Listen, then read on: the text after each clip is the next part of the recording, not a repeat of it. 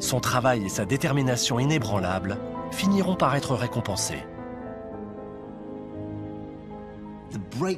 Il y parvient le 17 octobre 1831.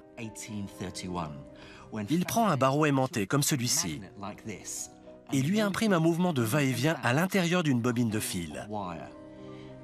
Il détecte un infime courant électrique qui passe dans la bobine, d'abord dans un sens, puis dans l'autre.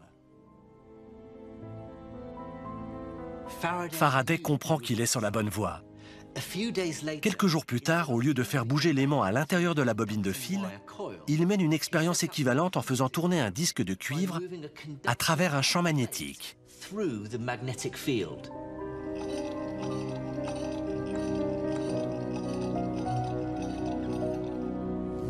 Quand le disque en rotation traverse le champ magnétique, des milliards d'électrons chargés négativement sont déviés de leur course circulaire et commencent à dériver vers les bords. Une charge négative s'accumule à la périphérie du disque, tandis que le centre devient chargé positivement.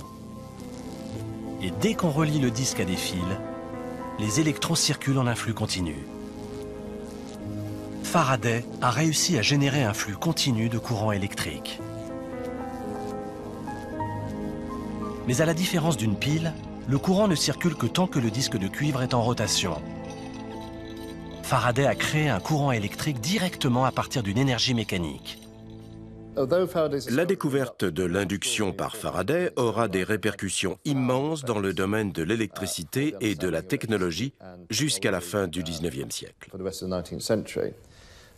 Mais pour lui, elle marque surtout le début d'une décennie de recherche fondamentale. Ça lui indique dans quelle direction poursuivre ses travaux.